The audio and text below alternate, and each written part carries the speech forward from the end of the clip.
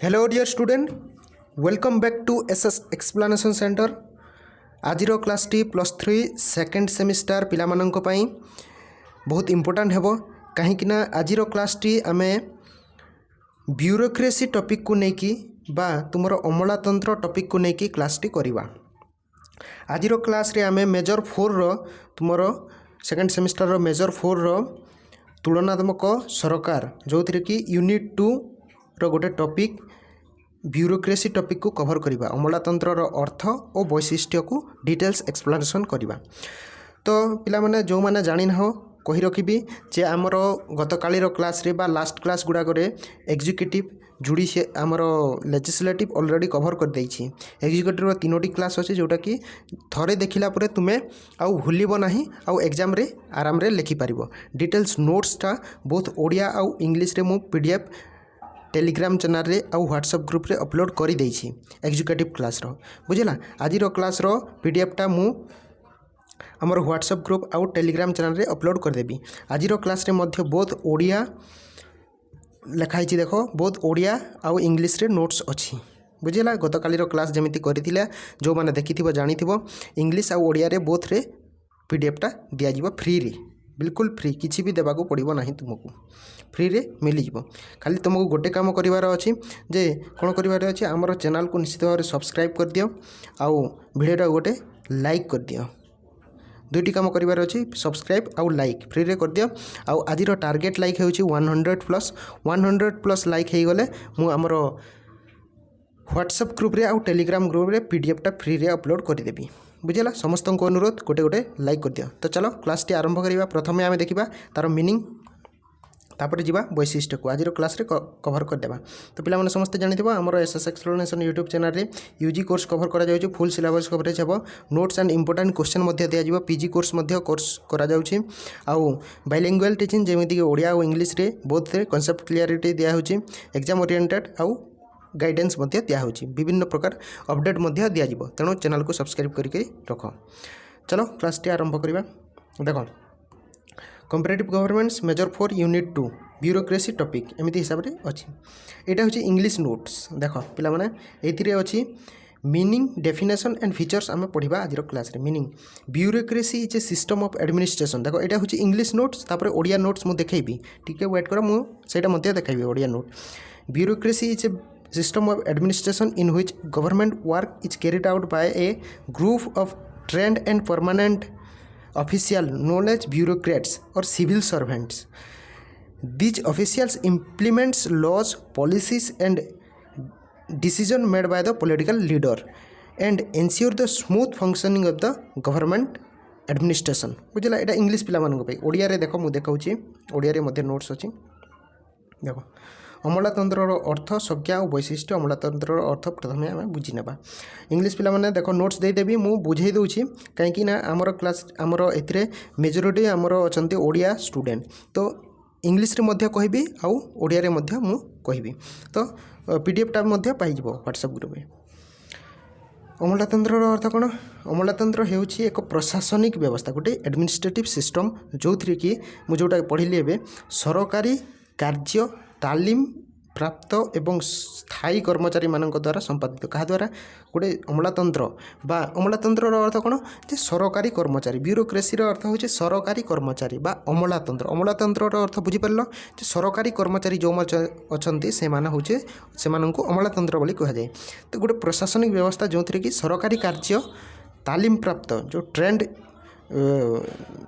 कर्मचारी माने अछंती से माने बा स्थायी कर्मचारी अछंती से मानक द्वारा संपादित होइथाय। फॉर एग्जांपल आमे जदि देखिबा जदि कर्मचारी मानक अमला बा सिविल सर्वेंट कहा जाय माने एठारे कर्मचारी मानक अमला बा ब्यूरोक्रेट्स बोली कहा जाय। सिविल सर्वेंट बोली करी मध्ये कहा जाय जेमिति कि आईएएस आईएएस आईपीएस समस्त जानिथिबो सिविल सर्वेंट बोली कहा जाय थाय। से माने राजनैतिक नेतृत्व द्वारा गृहीत नीति आईन और निष्पत्ति गुड़ी को कार्यकारी करी सरकारी प्रशासन को सुचारू रूप चलाई था। माने कौन? जे राजनैतिक नेतृत्व द्वारा जो आईनटा तैयारी होइथिबो कहा द्वारा लेजिस्लेचर द्वारा से आईन बा निष्पत्ति गुड़ी को कार्यकारी करी थांती এই ब्यूरोक्रेट्स बा सिविल सर्वेंट माने माने এই सब्जेक्टटा এই माने ब्यूरोक्रेट्स कौ जगार आसी तार स्टार्टिंग पॉइंट कौटा सेटा आमे देखिबा वर्तमान देखो ब्यूरोक्रेसी शब्दटी गोटे फरासी शब्द एमसीक्यू रे आसी थाई एमसीक्यू रे आसीबो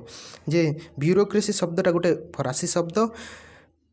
ब्यूरो रु आसी ब्यूरो ब्यूरो रो अर्थ कोन ऑफिस किंबा डेस्क मन रख ब्यूरो गोटे दुईटी वर्ड रु आसी गोटे ब्यूरो आउ क्राटोस रु ब्यूरोटा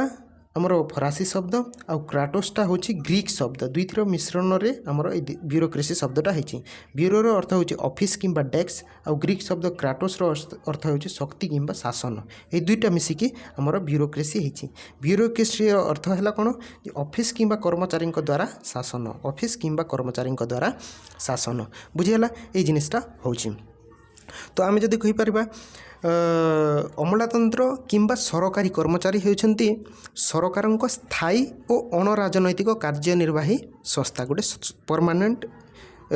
बॉडी जो थी कि से परमानेंट हिसाब से रे अमलातंत्र शब्दटी एक कठोर अर्थरे सरकारी प्रशासन रे उच्च पदवी थिबा उच्च पदस्थ सरकारी कर्मचारी को बुझाई साधारणतः अर्थरे आम जदि देखा एथिरे निम्न पदवी रे थिबा कर्मचारी ठारो आरंभ करी सर्वोच्च पदवी रे थिबा अधिकारी पर्यंत स्थायी भाव नियुक्ति पाइथिबा समस्त कर्मचारी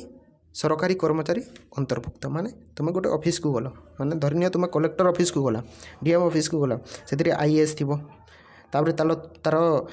तल ऑफिसर थिबे तापर तल ऑफिसर ऑफिस वर्क माने क्लर्क थिबे तापर पियन थिबे एमती गोटे माने स्थायी आकार रे रहिबे छोटरू बड़ हिसाब रे तार कैटेगरी अछि बुझल आम केतोटी डेफिनेशन देखी ना जोटा कि एग्जाम रे निश्चित भाव लिखिले तुम एग्जाम रे भल मार्क आसीबो किंबा एमसीक्यू रे मध्य आसीबो मार्क्स वेबर कहिसेंती किए मार्क्स वेबर कहिसेंती जे अमलातंत्र हेउची एपरि एक प्रशासनिक व्यवस्था जहाँ पदानुक्रमिक बुझिला पदानुक्रमिक विशेषीकरण औपचारिक नियम एवं निर्विक्तक संपर्क उपरे आधारित वेबर इटा वेबर मत बड़ बड़ संगठन को परिचालना करने अमलातंत्र सबुठार दक्ष और कार्यक्षम पद्धति ये पॉइंटा मन रख बुझेगा जोटा कि एग्जाम रे आसीबो एफएम मार्क्स को मतरे कौन कहुच्छे जे अमलातंत्र हेउछि एक संगठनात्मक व्यवस्था जहाँ अधिकारी मानकर समन्वित व्यवस्था माध्यम रे बृहत प्रशासनिक कार्य संपादन करि थाए एटा होछि एफएम मार्क्स इंग्लिश रे मध्य नोट्स अच्छी देखि नेबो हला दुईटी डेफिनेशन मन रखिबो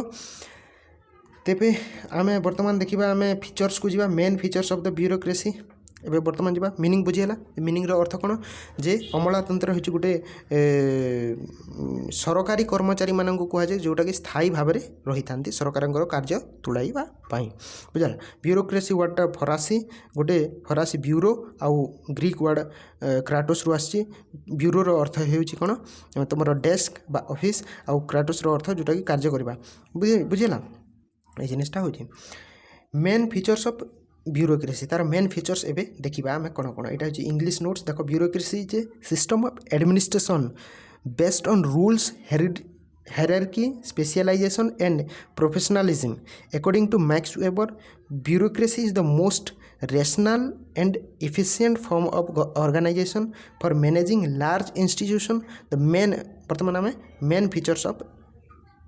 ब्यूरोक्रेसी को देखा यहाँ हूँ इंग्लिश नोट्स देख इंग्लिश पिला इंग्लिश नोट समस्ते कमेंट करते इंग्लिश आड़िया इंग्लिश ओडिया यहाँ इंग्लिश रे अच्छे देख ओडिया देखा सब नोट्स इंग्लिश रहा देखिपार ओडिया को जीवा देख यहाँ हूँ ओडिया मुख्य वैशिष्ट्य अमलातंत्र हेउछि एक प्रशासनिक व्यवस्था जहाँ नियम पदानुक्रम विशेषीकरण एवं वृत्तिगतता उपर आधारित जर्मन सामाजिक विज्ञानी मार्क्स वेबर मतरे बड़ बड़ संगठन को परिचालना करने अमलातंत्र हेउछि सबुठारु युक्तिसंगत एवं कार्यक्षम संगठन पद्धति अमलातंत्र प्रमुख वैशिष्ट्य गुड़िक आम जब देखा कौन कौन अच्छी प्रथमटी हूँ देख हायरार्किकल स्ट्रक्चर पदानुक्रम हायरार्किकल स्ट्रक्चर पदानुक्रम तार अर्थ डिटेल्स आम बुझा यहाँ एग्जाम रे निश्चित भाव में आसब पे जे पदानुक्रम अर्थ कौन किए कहीपर देख पदानुक्रम अमलातंत्र सबुठारु गुरुत्वपूर्ण वैशिष्ट्य मध्यरु गोटे यह एपरी एक व्यवस्था को बुझाए जो पदगुड़ी को उच्चरु निम्न स्तर पर्यंत श्रेणीबद्ध भाव में सजा जाए। उच्चरु निम्न स्तर मुझे जोटा कि कहूली एवं उच्चरु निम्न स्तर मध्य जमीक आम देखा नोट्स को प्रत्येक अधिकारी एक निर्दिष्ट पद थाए गोटे निर्दिष्ट पद निम्न उदाहरण देवी बुझेगा चिंता कर ना बुझीपर प्रथम नोट्स देख निम्न पदस्थ अधिकारी उच्च पदस्थ अधिकारी निकट में दायी रे निम्न पदर अधिकारी से माने उच्च पदर अधिकारी दायी रे निर्देश उपरु तल को जाए एवं रिपोर्ट तलरू ऊपर को जाए माने ऑर्डरटा उपरु तल जाए आसीबो आउ जो रिपोर्ट आसीबो सेटा तलरू ऊपर को हेड पाखक जीव यह श्रृंखला समन्वय और तदारख को सुनिश्चित करते। उदाहरण देख उदाहरण देला बुझी पारिबो। उदाहरण स्वरूप गोटे सरकारी विभाग रे जड़े किराणी बा क्लार्क गोटे क्लार्क अच्छी जड़े सेक्शन ऑफिसर अधीन रे काम करती गोटे क्लार्क गोटे सेक्शन ऑफिसर अधीन रे काम करती सेक्शन ऑफिसर डेप्यूटी सेक्रेटरी अधीन रे कार्य करेंगे और डेप्यूटी सेक्रेटरी सेक्रेटरी निकट में कार्य करेंगे बुझेगा जमीक भाग होती जमी आम कहती मुझे गोटे आईएएस ऑफिस कलेक्टर ऑफिस रे गोटे जड़े आईएएस हेड तार तले विभिन्न पदा छोट छोट पदाधिकारी रे क्लार्क रे पियन रे बुझेगा एमती ये श्रेणी विभाग होता है हायरार्किकल सिस्टम रे अच्छी। क्लियर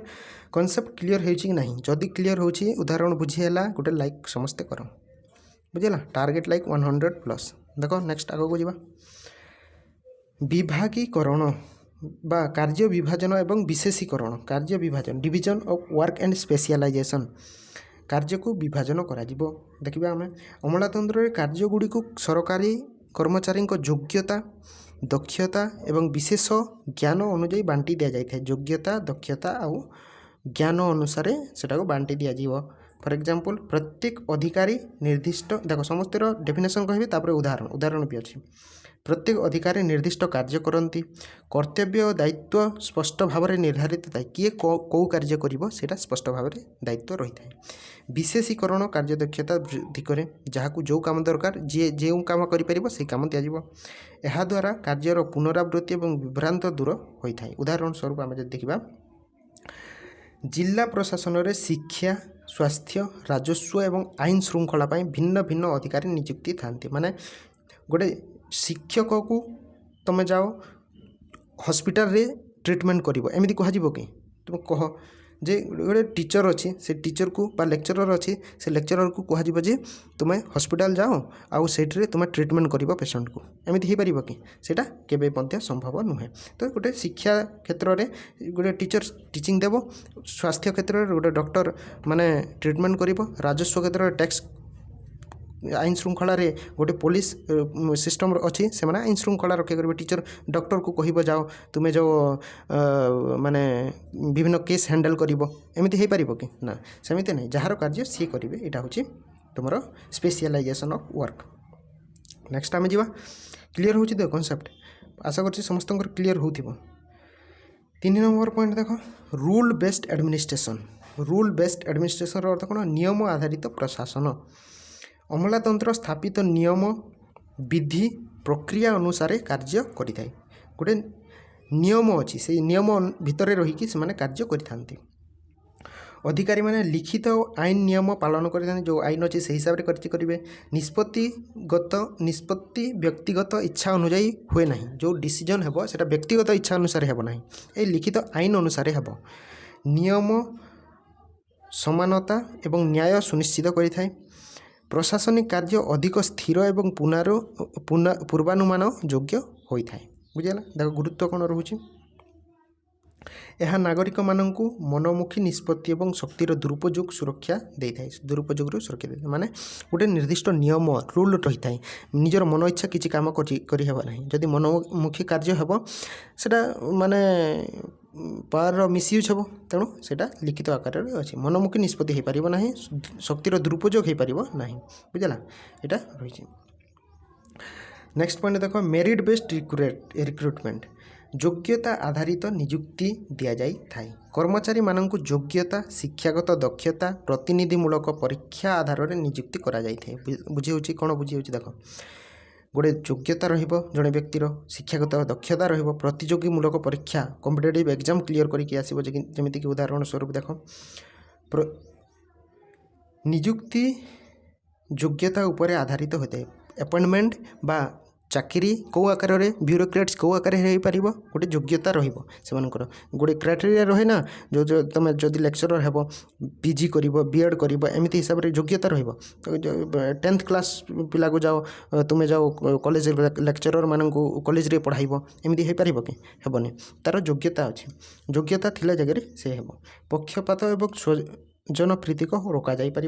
दक्ष एवं योग्य व्यक्ति माने सरकारी सेवार जोग दियंती समस्त को समान सुजोग मिली थाए बुझेगा यहाँ उदाहरण स्वरूप आम जब देखा सिविल सर्विस परीक्षा माध्यम अधिकारी चयन करा जाए सिविल सर्विस परीक्षा जड़े जदि आईएएस हेब कलेक्टर हेब ताकू सेमती नहीं कि बसई दिज्व कि तू जा आई कलेक्टर हो गलु एमती हेबनी से सिविल सर्विस जोटा कि यूपीएससी कंडक्ट करें से एग्जाम क्लियर कर योग्यता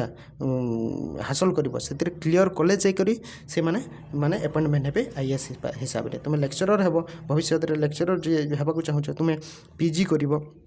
बीएड कर कॉम्पिटिटिव एग्जाम हेब फाइनल एग्जाम रे पास कला जाकर तुम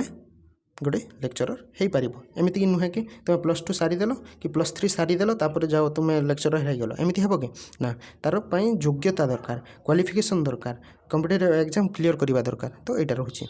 बुझेगा। नेक्स्ट परमानेंस ऑफ सर्विस स्थायी सेवा अमला माने साधारणतः स्थायी पदवी कार्य करें स्थायी पदवी सरकार बदली में से सेवा जारी रहे प्रशासन निरंतर स्थिरता रही है देख बुझे बोल स्थायी सेवा परमानेंस ऑफ सर्विस सेवाटा स्थायी रहा कि माने जमीक आम कहीपर कि उदाहरण स्वरूप गोटे इलेक्शन है 5 वर्ष इलेक्शन है 5 वर्ष गोटे नेता आसला एमएलए टे 5 वर्ष किंतु से जो सिविल सर्वेंट गुड़ाक थे से स्थायी हिसाब से रे माने 5 वर्ष पर से बदली हे नहीं से रे बुझे एम पलि माने चेंज होटा हूँ दीर्घ अनुभव दक्षता वृद्धि करे लॉन्ग टर्म लाइफ माने 62 बा जार एज न सरीबा पर्यंत से माने रहिबे पोस्ट रे सरकारी योजना गुड़िक निरवच्छिन्न भाव में चली थाए यह जनप्रशासन रे स्थिरता और निरंतर आनी थाए बुझेगा तो यहाँ हूँ बुझेगा। नेक्स्ट आम इम्पर्सनालिटी निर्व्यक्तिकता बुझेगा इम्पर्सनालिटी अधिकारी माने व्यक्तिगत भावना पक्षपात किंबा संपर्क को गुरुत्व न दे निज कार्य करती माने व्यक्तिगत भावना हिसाब से कार्य करेंगे नहीं पक्षपात करेंगे नहीं संपर्क को गुरुत्व न देकी निजर कार्य जो रूल हिसाब से करेंगे निष्पत्ति नियम आधार में नि जाए जो रूल बेस्ड रो रूल थी से हिसाब से निष्पत्ति निमती ना कि मोर इच्छा है मुझे करदेवी एमती हेबनी बुझला समस्त नागरिक को समान व्यवहार करा जाए व्यक्तिगत पसंद नापसंद भाव में प्रभाव पकाए ना यह न्याय निरपेक्षता को प्रोत्साहित करें बुझेगा व्यक्ति लिखित दलील रिटिन रेकर्ड बुझेगा रिटिन रेकर्ड माने कौन देख समस्त सरकारी निष्पत्ति चिठी एवं कार्यकलाप को लिखित भाव संरक्षण करा जाय थाए जिते भी तुम ऑफिशियल वर्क है सेटा को लिखित भाव में रखा तुम्हें जमीती कि तहसील ऑफिस को जाइथिबो किछि करबा पई तुमर जमी फमी कि अनेक जिनिस को लेकिन सेटा को लिखित भाव में रखा भविष्य रेकर्ड संरक्षित करके रखा जाए ब्यूरोक्रेट्स माने यहाँ रखी था यह दायित्वबोध सुनिश्चित करें अकाउंटेबिलिटी रही है प्रशासनिक कार्यर समीक्षा संभव हुए ना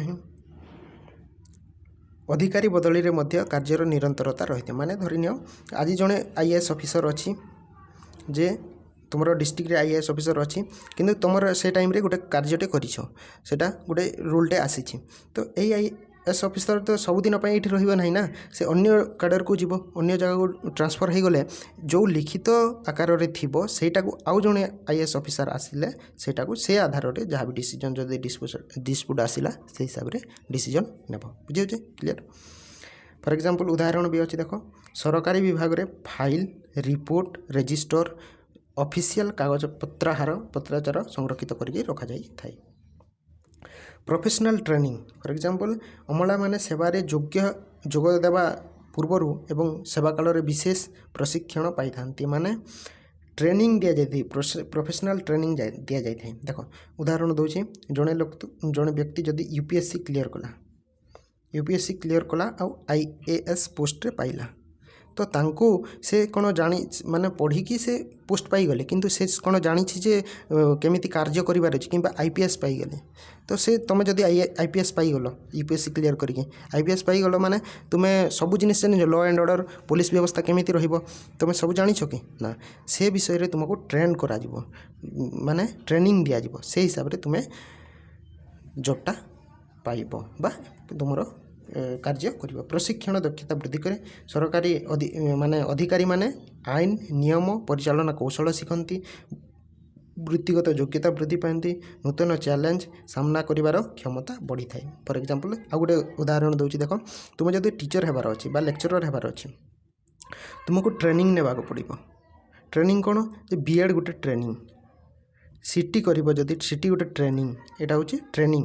बा पोस्ट रे पाइला परे मध्य तुमर ट्रेनिंग होता है तुम जिते बेले लेक्चरर हेबो बा टीचर हेबो जॉइन कला परे मध्य ट्रेनिंग होता है बुझेला सेटा शिखिबा को पड़ी थाए प्रशिक्षित कर्मचारी माने जटिल प्रशासनिक कार्य को सफलता सह संपादन करि पारंती बुझेला नेक्स्ट होची देखो निर्दिष्ट वेतन और पदोन्नति व्यवस्था fixed salary and career structure रही थाए आमला माने नियमित भाव में वेतन पाती और सेमानकर एक स्पष्ट कैरियर थाए फॉर एग्जांपल पद एवं दायित्व अनुजाई वेतन निर्धारित होता है माने निजर पद अनुसार से माने सैलरी मिली थाए पदोन्नति योग्यता